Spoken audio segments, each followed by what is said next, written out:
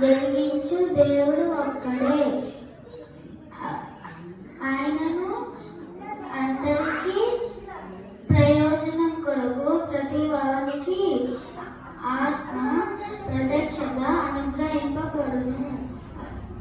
ఎలాగనగా ఒకరికి ఆత్మ మూలన బుద్ధివాక్యమును, మరింకొకరికి ఆత్మ అనుసరించు జ్ఞానమును, మరింకొకరికి ఆత్మ వలనే విశ్వాసమును, మరింకొకరికి ఆ ఒక్క ఆత్మ వలనే స్వస్థతపరచు వరములు